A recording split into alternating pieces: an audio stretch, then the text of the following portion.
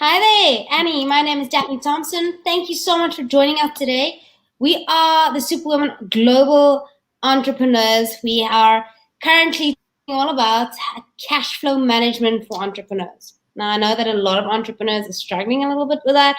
Most of them in the beginning are not pulling a salary. Most of them in the beginning don't actually know how to manage the funds so that they do have an escape, that there is a backup plan, all of these type of things. So this is what we're discussing today. Feel free to leave your comments. Please do join the conversations and join our group, the Superwomen Entrepreneurs, on Facebook, our group, as well as our Facebook page and our Instagram account that is By Me Live. So, Annie, welcome. Tell us a little bit about you. Hi, thanks, Stephanie. And I'm very happy to be here today. It was another busy day at the office, but I'm really happy to have made it. I am Annie McCoy, and I work in immigration in Canada as an immigration consultant. And I have a company called Immigration Station Canada. It's a relatively young company. It's really only, I think, about 3 years old. Um, so I know what it's like to have gone through those starting phases with cash flow, but I've also owned several successful businesses and have gone through that initial phase a few times. So I do know this experience. I know what that's about, and I hope that I'm able to contribute something today that may help our viewers to control their cash flow, to understand what to look at with regard to their cash flow, and to be able to also create a successful business. Yeah. So, one of the things that I find that specifically with a lot of entrepreneurs that I work with is one, the shiny object syndrome, that whenever they see something, they immediately want to get it, or there's a new system online that they want to try out. So, how do we go about understanding our cash flow from a monetary value, not just from paycheck to paycheck, but to get that flowing consistently? What are some of the tips or things that you do?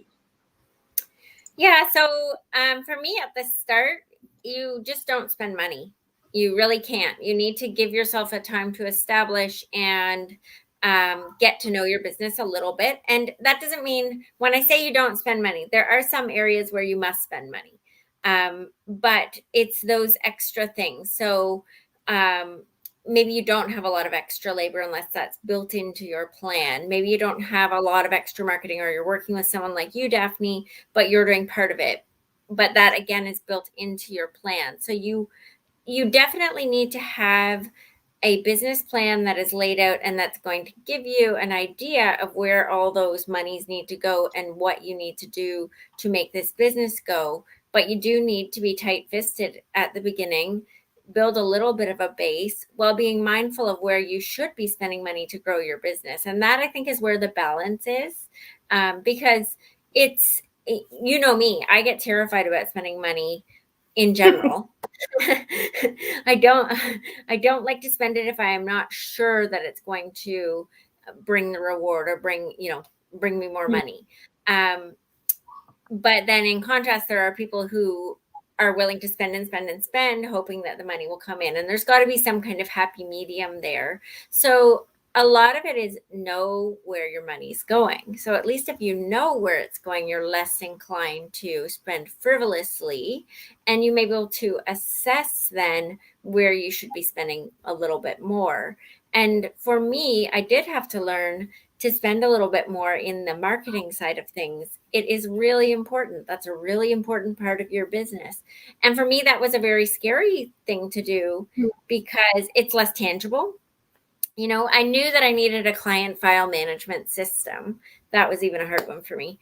But I did know that I needed that. And so that was a no-brainer. You're going to have to spend money on that. I knew that I needed a computer. You're going to have to spend money on that. But for some of the things that are a little less tangible, such as the marketing, or for me, it was when I got an assistant for this business, I needed an assistant. I was being run off my feet, but how many hours do you need the assistant for? How much are you going to pay the assistant? And that's where it becomes very important to understand how much is coming in, where is that going? And when you hire your assistant, when you hire your assistant, are they going to increase your business? Can you increase volume because you have hired that person? Because then that's going to make sense to your business. So that's sort of what I think about when I'm as a starting place. No, I have to agree with you. So let's just reset the room quickly, as in Clubhouse terms.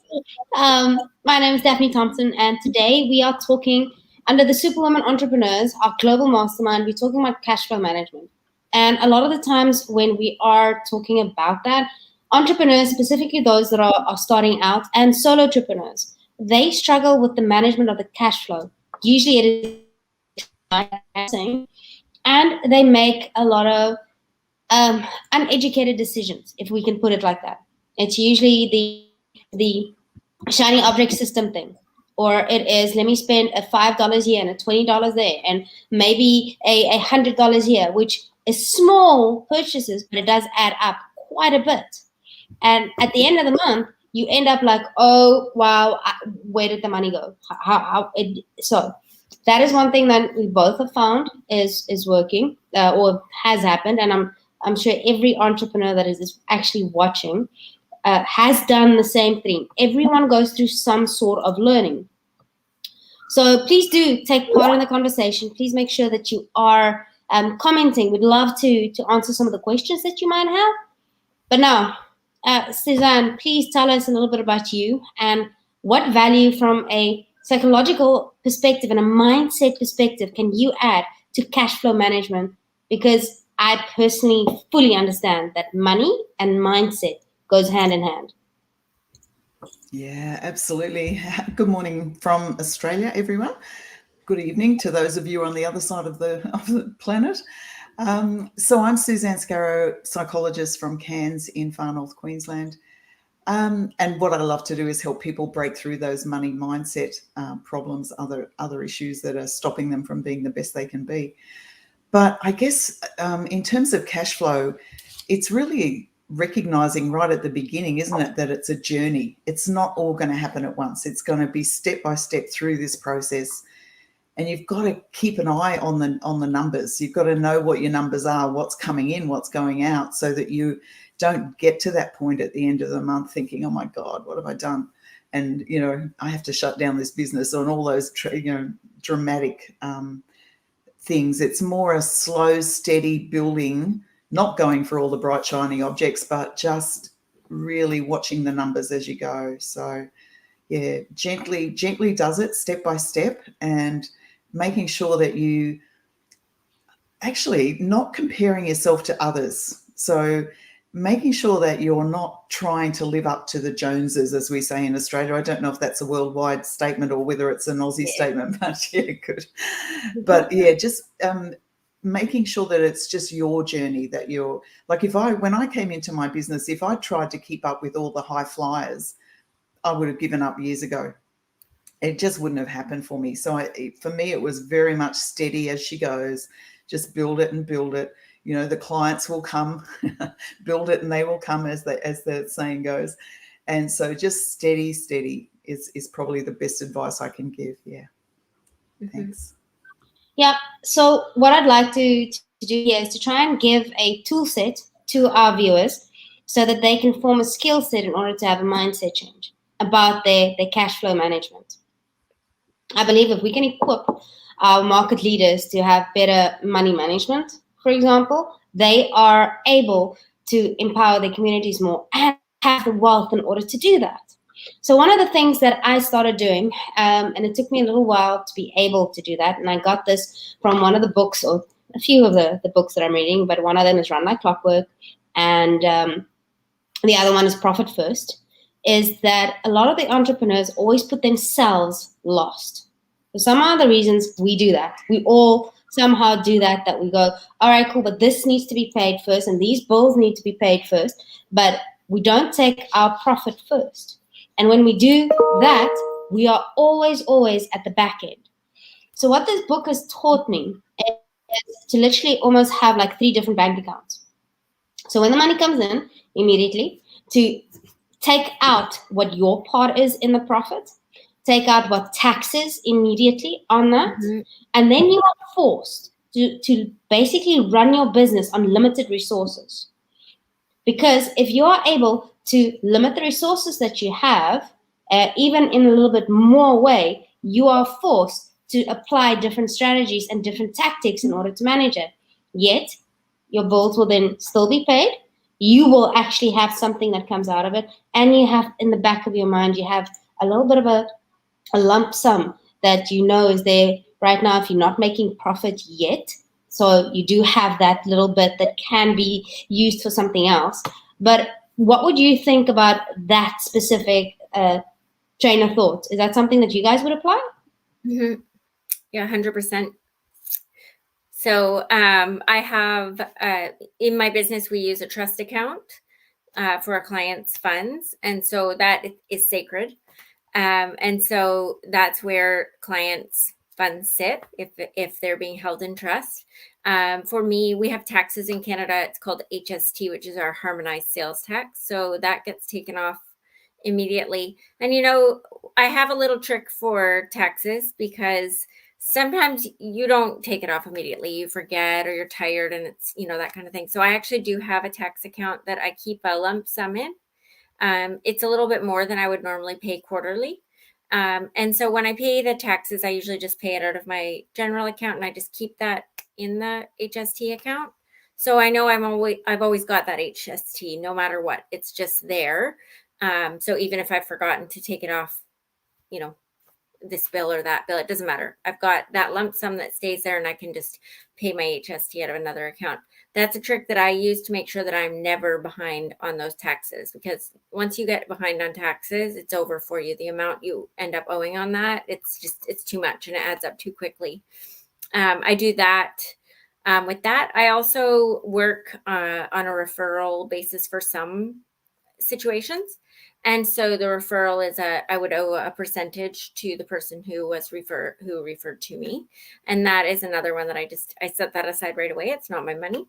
I don't ever want to be in a situation where I can't settle up with somebody who is owed money, because then I don't have business and I, get a bad reputation. So it's the same thing as with your HST. For those people who are making your business go, you make sure that they are paid. And this strategy has worked out really well for me because I can pay my bills. And when things are tight, I can at least see it and handle it that way. And the ones that are very important are paid. So I would say for people who are new to this, especially, make sure you have a tax account for sure. It is vital because it is so easy for that to just get lumped in with all your other money and you forget that it's not yours. And then it's the end of the month and you pay all the bills and then, it's tax time and there's no money in the account. So that would be my tip for that one. And I agree 100% too. And it's not just the fact of being able to pay the bills, but it's the de-stressing from all of that kind of, oh my God, here it's tax time again, or whatever, is going on. So, and that's not sustainable. You can't live and build a business that way. So keeping the stress levels down is that idea of having those separate accounts is great. I love that idea. And really my own management of cash has been so much better since I've been doing that. So yeah, I agree. Absolutely. So much easier. So and much I don't easier. know if you use, Susan, I use these tricks. I have different budget programs that I use in my phone. They send reminders. Yeah, so I personally use Mint, and I use one other one. I can't think of it off the top of my head. My sister uses YNAB. I think there are lots of them out there, but just things that can tell you, you ate out this much and you're about to go over your budget. That's really helpful because it's so easy to get caught up in the moment and you go out one more time, and suddenly you're way over on that eating out budget, and eating out is expensive. Even going over on your grocery budget and all of that, even though it's not your business, it's part of the whole thing. And when you're starting, you're not generally paying yourself a salary, which means it really is coming out of your business, for all intents and purposes, especially if you are a sole proprietor. And so having that, I found, is just, it just keeps you mindful. You know where your money's going. You may decide, well, I'm going to eat out this time anyway, because I'm pretty sure I can make it up, right? Yeah. But at least it's a guideline. Absolutely. And that idea of paying yourself a salary, it's so important, because if you think you're working for nothing and no doubt you're working many, many hours now, you know, then what's the point? You do like that needs to be at least top of the priority list, you know, in the top couple of points in the priority list, if not the top one, because otherwise, what are you doing all this for? So yeah, pay yourself a salary, even if it's very small. You know, at least you're building something for yourself at the same time as you're building the business. So yeah, for sure, good tools. What percentages would you advise? So what I've been doing and what I know has been worked in the past is that, first of all, the tax one is usually 25%. Whatever your actual tax is different. But if you can take a quarter of it and just put it in your tax account, you know you're covered. The next thing is usually the profit margin. Even if you only start with 1% to put it out, that's better than what it was before. And I know in the beginning, especially when you start doing the transition, that is very, very tricky. So if you can get 1% out and put that in a separate account, and then an additional 10% of, if you can, in this starting and transition phase, that would just give you a little bit more of a backing, if I can put it like that. So that's kind of how how I used to guide it. Now it's a little bit more here and there, but that's kind of how we started out. What do you think of the percentages to give that as a guideline? Mm-hmm. Yeah, that's something that I do also with regard to my taxes, just trying to, I'm not super, that's not my best one for my personal taxes, but I have to say that I have an idea of what needs to be in there based on previous years. And I just try to keep that lump sum in my account. You know, that's the first thing I try to gather at the start of the year. So in January, I try to work, set aside a lump sum of taxes that just kind of sits there and collects interest. And I think you could probably do better things with that. But that for me gives me comfortability that at the end of the year, I can pay my taxes. That's not that harmonized sales tax. It's my actual personal income taxes. So that's how I do that. I found this really, I love the concept that we are literally all across the world. Annie, you're in Canada. I'm currently in the States. And that the money management tools still works amazingly for any country, anywhere in the world. It is still the tool set that we have to create the skill set in order to have a mindset change about this. Yeah. So this is another thing what I am extremely excited about, our Superwoman Entrepreneur Global Mastermind that is going live very, very soon. So anyone that is listening, if you want to be part of our mastermind, please do get in our group. We will post the group link underneath this post as well. But get into our group, follow us on Instagram, join our Facebook page. We'd love to have you. And please just ask some questions. Whatever questions you have, we always want to hear what you're struggling with, how we can help with that, what guidance can we give. All of us are phenomenal and really good entrepreneurs in our skill set. We have got the history. Some of us have exited large businesses already. Some of us are on our third or our fourth. So we have the experience. We might not be in the industry that you are in, but we know what it takes to make business. We know what it takes to grow. We know what it means to struggle with damn cash flow at the end of the month, even though you know that you're working hard. We solidly understand that. So please just be part of our community, our Superwomen entrepreneurs is a global mastermind. All right, just a quick reset of that. But Annie, do you want to tell us how you will help our viewers and our group in the global mastermind? So in the global mastermind, my goal is to help people with relationships in business, and developing relationships between you, your clients, you and your colleagues, you and your suppliers, and just all the different people who are surrounding you and who you are working with or for. And, you know, it's a pretty big topic, but I think as we get going there's lots of room for lots of input, and I can hope to provide to everybody lots of feedback and information that may help you develop business relationships that are going to help strengthen your own business. Yeah. Great.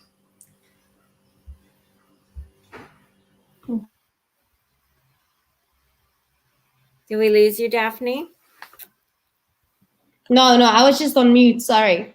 Oh, with Suzanne and you, but you also on mute. Sorry. everybody's on mute. We all muted. So my part in the Global Mastermind is to teach about mindset, getting your mindset right so that you can break through any barriers that have been holding you stuck. Often people, what I see people do is sabotage themselves, and they don't even know why they're doing that. And the reason is there's a limiting belief that they're dealing with that they're not consciously aware of. So breaking through those limiting beliefs, like, I'm not good enough, or I don't deserve this, or I'm not worthy of success, or whatever it might be. There's many, many possibilities. So I have some tools that I'll be bringing to the Global Mastermind and offering to people so they can actually break through those barriers and just live the life that they really want to be living. Absolutely. That is awesome, because actually, how would you apply that limiting beliefs in the management of cash flow on a monthly basis? What are some of the limiting beliefs that majority of entrepreneurs are facing when trying to manage their cash flow? I think it generally with cash flow comes back to fear. So a fear that there's not enough, or the fear that, wow, it's coming in now, but it will, when good things happen, something bad's on its way right behind it, or something like that. So it's a belief they've picked up along the way, or a fear. And the fear generally is actually based on a limiting belief too, which is usually I'm not good enough, or I'm not deserving enough. So, that's acting in the background in an unconscious way. And the fear is the thing that shows up in their conscious mind. And so they'll sabotage themselves. They'll, as Annie was saying before, they'll go for an extra lunch when maybe there's not the funding to do it, or they'll feel resentment that they haven't been able to take some money out of the pool this month, and so get rebellious, and all sorts of possibilities. But essentially what they're doing is sabotaging their journey. So when you clear those limiting beliefs, that's no longer acting in the background, it's no longer driving. It's really important to understand that 95% of our behavior is driven by those unconscious beliefs. That's a lot. That's kind of putting us in the dark most of the time. So when you clear those limiting beliefs and there is no more dark, now you're actually able to deal with what's going on in the present moment without all of that self-sabotage going on. Yeah. That's super interesting. Like, really, yeah. Sorry, Daphne, what it is, I was just thinking about how, because I can be tight-fisted, even though I do spend, but I'm a cheapskate.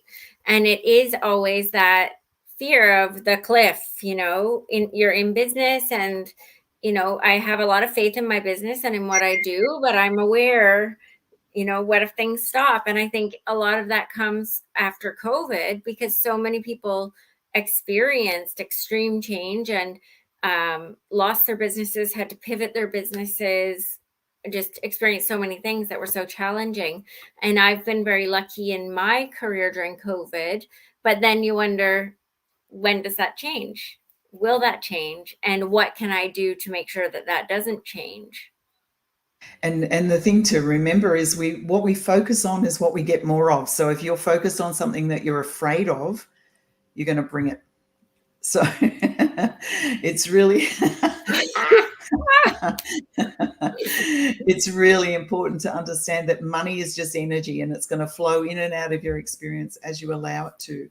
Yeah. And so, and a lot of those fears that you're talking about, Annie, a lot of those fears are picked up in our childhood. They're not even our fears. They're picked up. Like when your mother says the money doesn't grow on trees.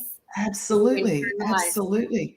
And who do you think you are? You can't spend all that money, or whatever the statements are. And we pick up that other people's fears. And those people, like my generation, my parents were born in, the Depression and the wars. And maybe it's your grandparents who were born in the Depression and the wars.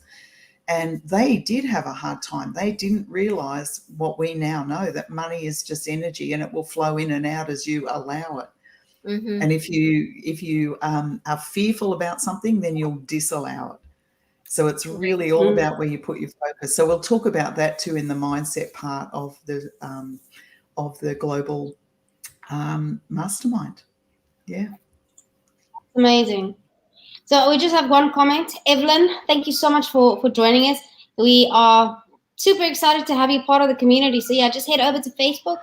You commented on LinkedIn, so please just head over to Facebook and join our community. We'd love to meet you and just get to know you a little bit and just understand your journey and how we can add some value to you. So thank you very much. If we go back to the cash flow management and the mastermind, so we are touching a lot on that as well. And my specific part in the global mastermind is the digital marketing. I am going to focus specifically on LinkedIn and how to monetize LinkedIn so that you turn your connections into actual customers.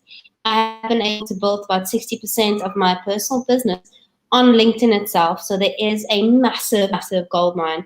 Make sure that you are there. Make sure that you take your notepads out, take notes, and learn. We'll also be having weekly coaching sessions with each one of our consultants to help you, guide you through your specific business and your journey, your entrepreneurial journey to get to the outcome that you'd like to be. So if we do have any questions about cash flow management, do bring it on. We're here, put us to the test and let us help you and guide you through all the fears. Because Suzanne, I'm 100% with you. I actually had a discussion in this week with one of my other about when you put people in situations where they fear the outcome or they fear their own abilities, that's when they act in bad situation, or that's when bad characteristics. And I believe you translate that into money matters, and it's exactly the same.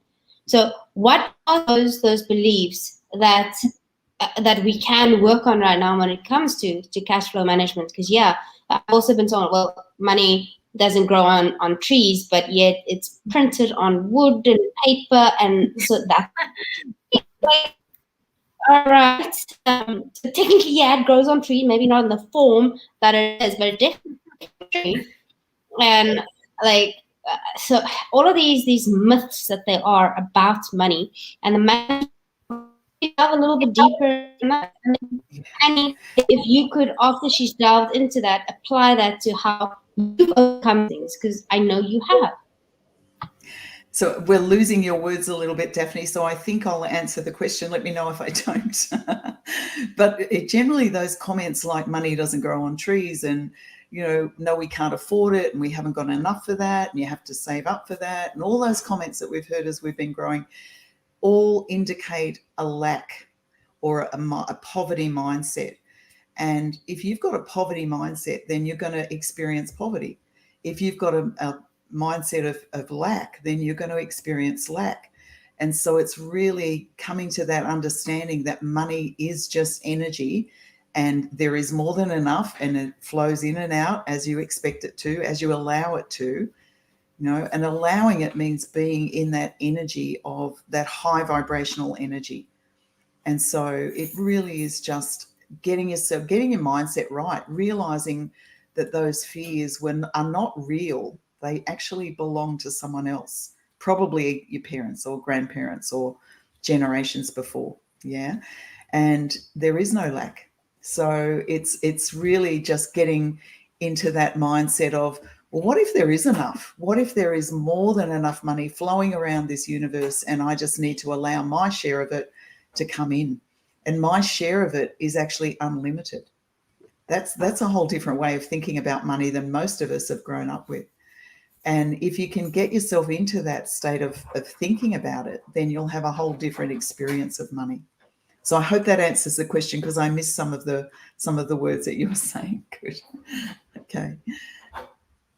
Yeah, and Daphne, I think that you were hoping that I could elaborate on how mindset helped me to get through my more challenging times in life. And yeah, I went through a time where there was zero money. I had a salary of $330 a month.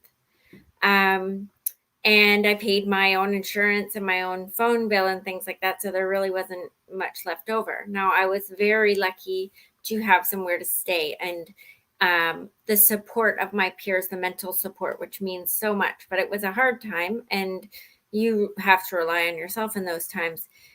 I put my head down and I worked, and I didn't spend very much money because there wasn't money. So that made it pretty easy. But as it started to come in, it gave me confidence, and I worked and I made a little bit of money, and I worked a little bit more and I made a little bit more money. And that chicken and egg thing, just the more I worked, the more money I made, and so on. And it just gave me that confidence. And I ended up being able to overcome a very difficult, a very expensive situation that I never thought was possible. I thought I'm going to be in debt for the rest of my life, and I'm not. I'm 100% not, and it's fine. And it came through that, I do believe, overcoming that limiting belief where I thought this was impossible, but as I gained confidence, it became more and more possible. And as it became more possible, I became more successful. And so in the end, I was able to achieve my goals. And the reason that it's important to me is that it was a desperate situation. It was, it's hard to see someone who is successful now and to say, well, they couldn't have possibly gone through that challenging of a time. It was a desperate situation. There was no money and the bills were huge. But I was able to do it. And it was just, you've got to put that one foot in front of the other, which I always say, but it's one foot in front of the other. Keep working, keep believing in yourself, have the faith, trust, and you will get there. And it may not be perfect. You may not get there in 3 months, and you may not get there in one steady go. You just ramp up and get there. It's going to be a bit like this. And you're going to have days where you can't take it. There could be the mental breakdown day, but it's knowing that even though you're not okay right now, you're going to be okay. And that's always also been a motto for me when you're going through those times of adversity, or you're starting up your business, which is really, really hard. And you don't know if it's going to be okay. You've got to know when you have those days that are really, really hard, it's hard that day. I'm not okay right now, but I'm going to be okay. And that's what gets you through. And then when you do get through, you can look back and you can say, yeah, I knew I'd be okay. Even that day I was crawling along the kitchen floor, or, whatever has happened to you, it's going to be okay. So that, I think that's something that gives you strength in the end, but it's something you've always got to think about when you're going through those hard times. You'll get there. You've just got to keep focusing ahead. Absolutely agree, Annie. I have to say, I've been in that situation too. So I talk about money, flowing in and out, but it didn't always work that way for me. When I was first setting up as an entrepreneur, I would have one client, and I would race down to the bank with the money they paid me so that I could cover the next bill. So, been in those times when, and I actually then had to stop being an entrepreneur full time and go back and get a job for a while, just to build the business enough so that I could. And in those days, I didn't have the knowledge that I now have about the law of attraction and how things work, and what the fact that what you focus on is what you get. So if you focus on fear, you're going to get more to fear. So it's all a learning process. So wherever you are on the journey, it's okay. It's, as Annie says, just trust it will be okay.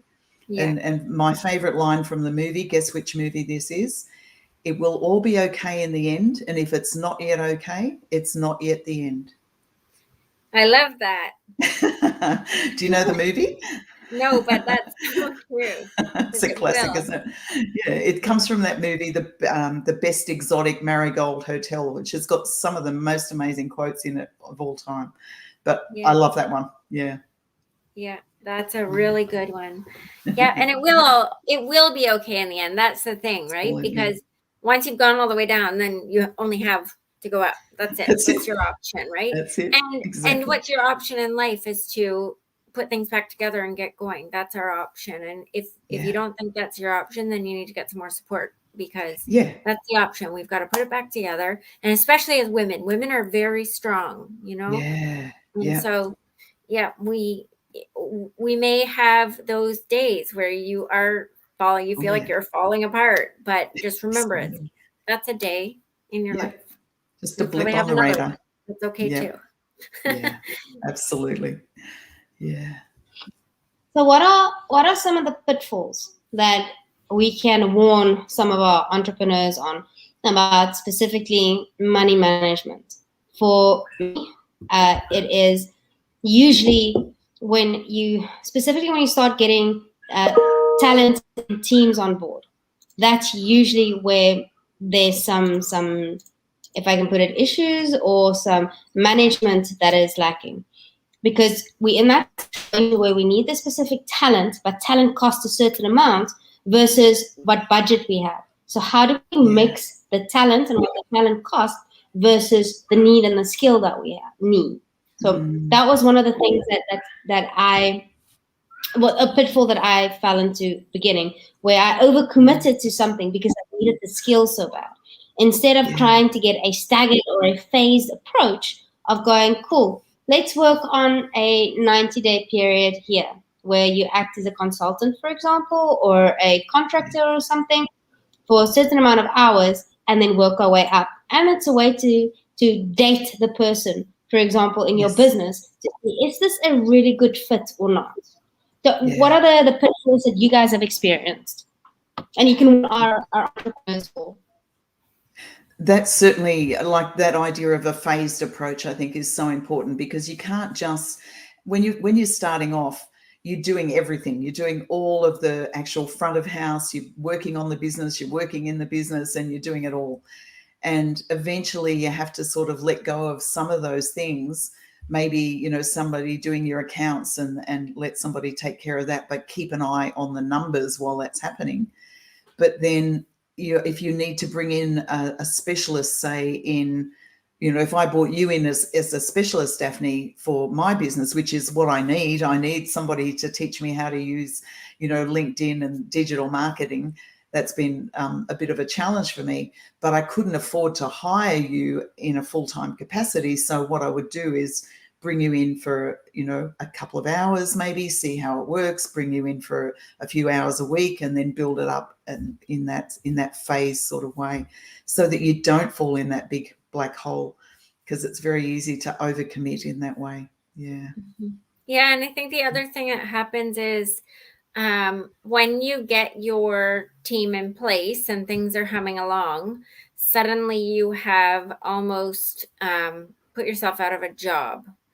And by that point, you're probably tired because you have gone gung-ho for 2 years getting your business going. And then you've got the team in place and you're like, I get to breathe. But then suddenly, maybe your hand isn't quite where it needs to be and you don't have your nose in. You don't know everything anymore. You're a little bit too much on the outside.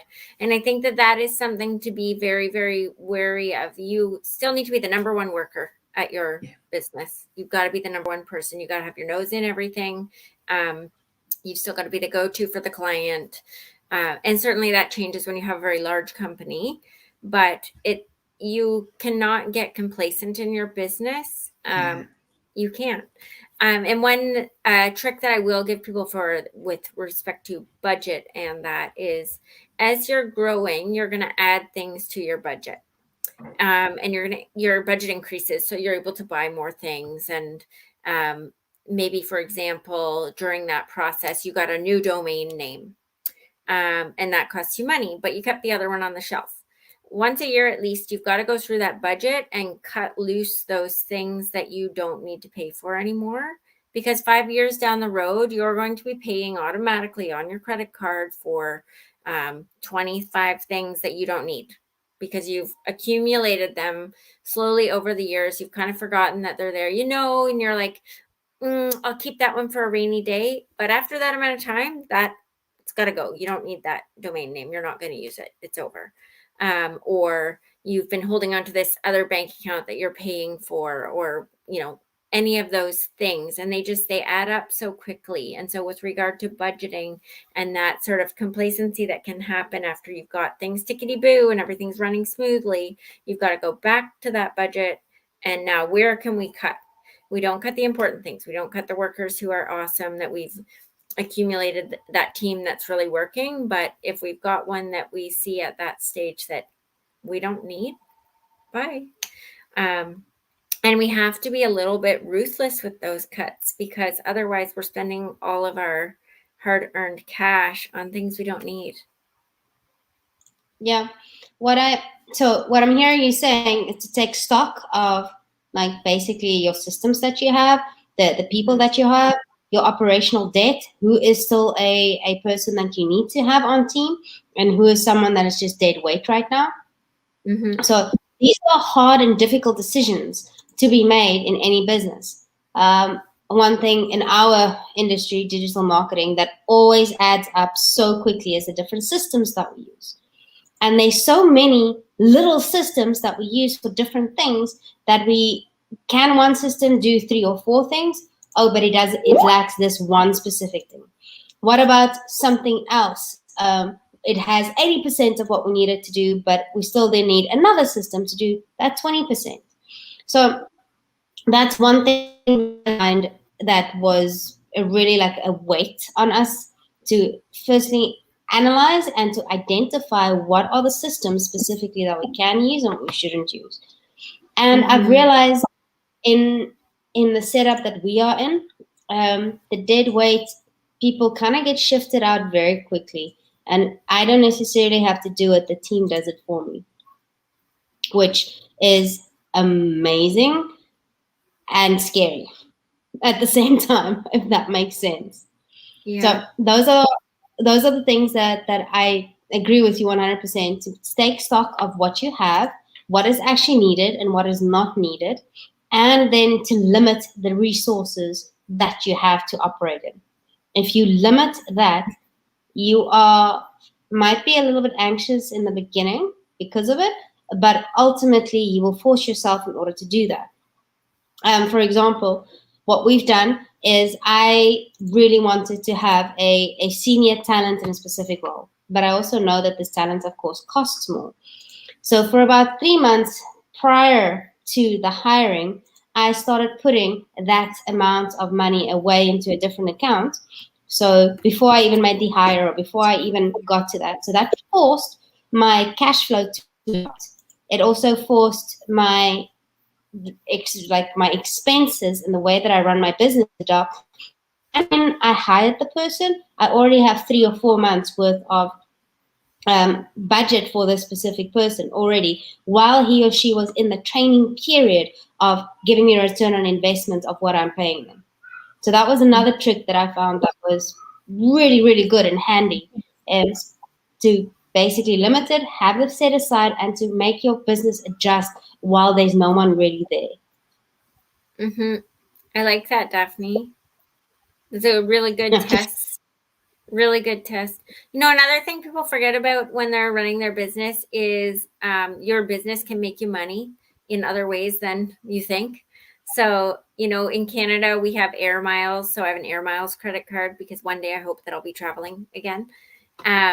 But maybe you have cashback credit cards. All your business expenses can go through that and can make you additional funds if you're the kind of person who can pay that at the end of the month. So you have to gauge if you're that kind of person, but there are ways for you to make additional money for your business. The thing is that the more money you're generating, the more money you're generating. The more money you make, the more money you can make, because you can do different things with the money that you have, and you have access to different resources, or you get better interest rates, you get better points, all these different things. So you should use your business to benefit you in those ways. If you can, the more you can put through that business and gain points, or access, or lower interest rates, or whatever, do that, because this is your chance. Your business is going to have a far larger cash flow than you're going to have individually. So you want to use that to your advantage while staying within your budget. Good tip, Annie. I like that. Yeah, it's really important that you take some time to work on the business rather than in the business. So for me, as a counselor, working with people one-on-one, or doing my programs or something like that, it takes up probably 3/4 of the time. But the time that I'm working on the business, thinking about these ideas that we're talking about with cash flow and how to build and which way to go, in which direction to go, and which people to bring in and which people to let go, and so on. It's really important stuff to take that time to work on your business, as well as working in the business, actually bringing money in. So yeah, good ideas. Thank you for sharing those. Yeah, and returning to that idea of working on the business, that's something that goes through my head as an entrepreneur all the time. It's in my business, it's very easy to get in the business. You get too many files on your plate, or people haven't given you documents for a long time, and suddenly they all give them to you at once, and you're in your business. But taking that step back and remembering that you've got to continue to build for the future, and whether that's tightening up your budget or spending more on your marketing, or looking at the big picture and seeing, where you can make the business itself run better, is just so important.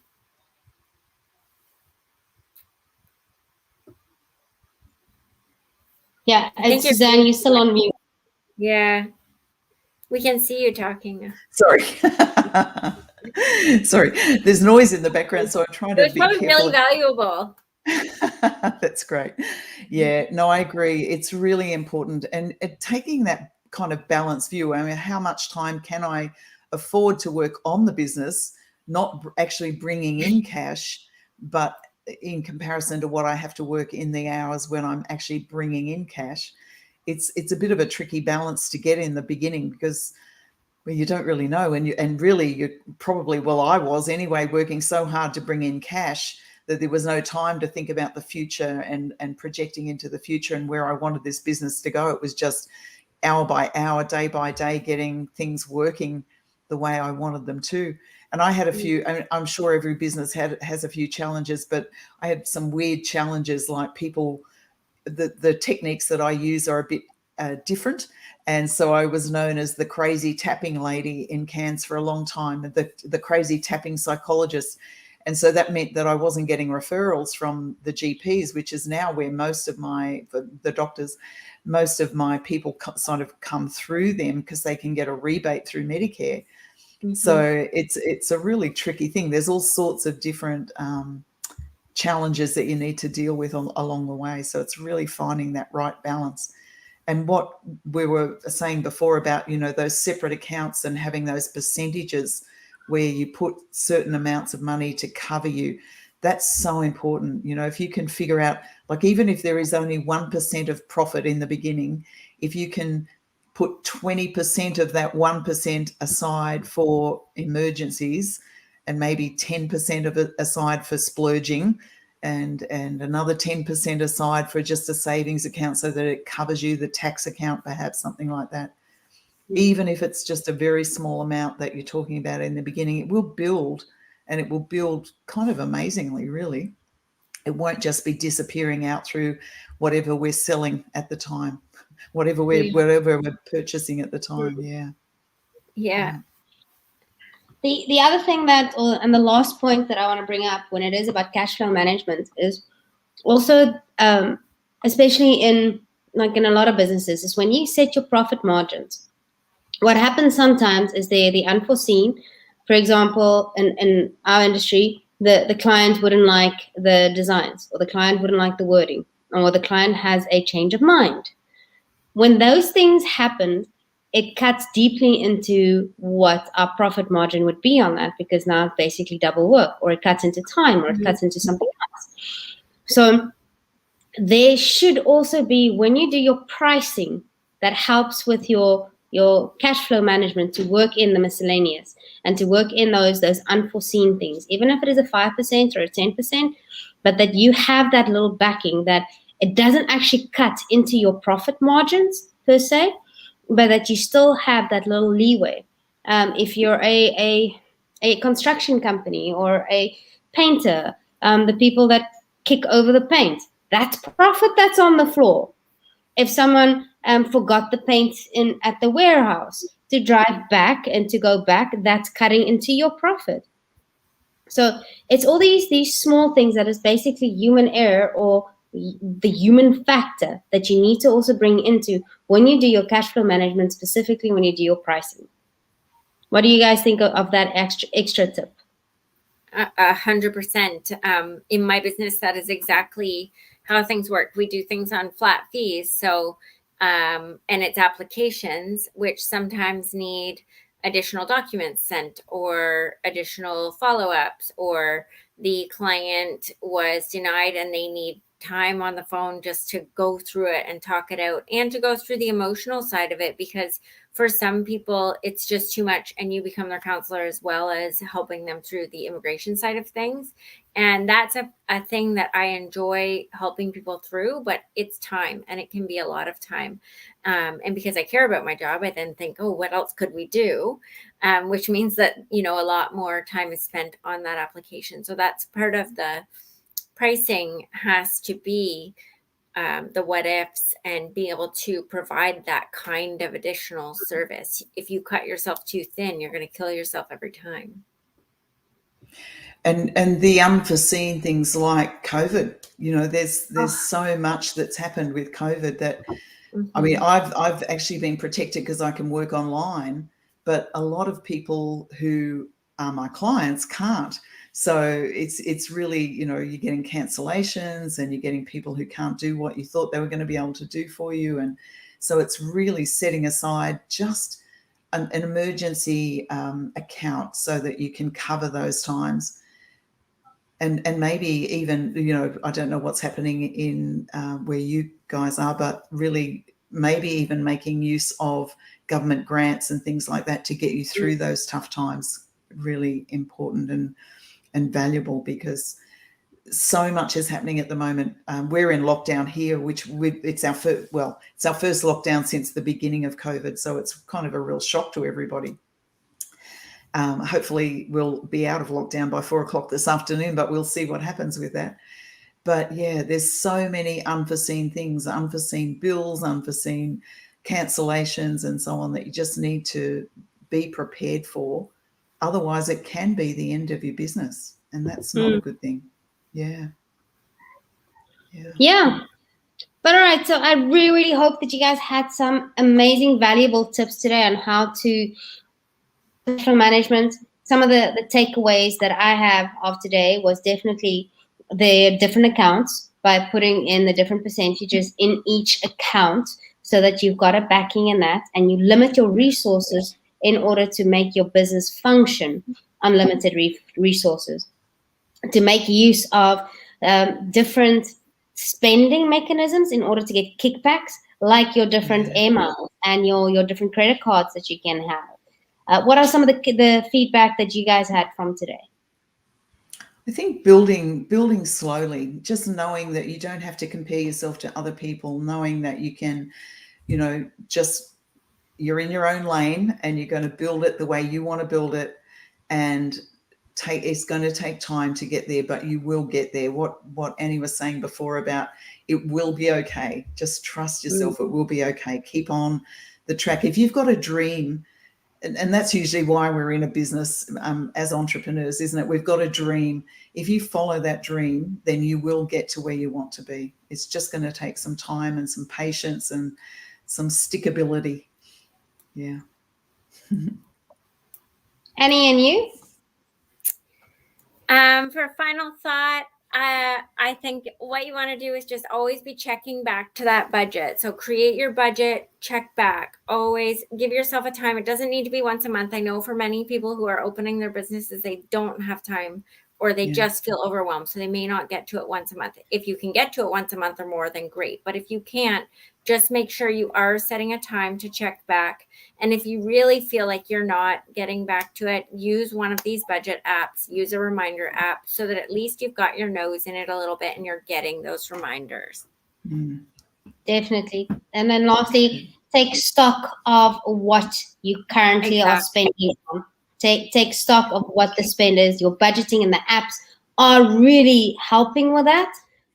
But the set cost as well, like systems and like operational debt and these things, make sure that you take stock of it consistently.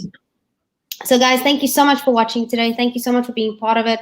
We really look forward to meeting you. So please join us on our Facebook page, Superwomen Entrepreneurs, as well as our Instagram that is live, and our group, our Superwomen Entrepreneurs group. We'll be launching our global mastermind very, very soon. Just please stay tuned. We are so excited about that. And we will definitely see you next time, same place, same time. Thank you so much. Absolutely. Take care. Thanks. Bye, everyone. Bye.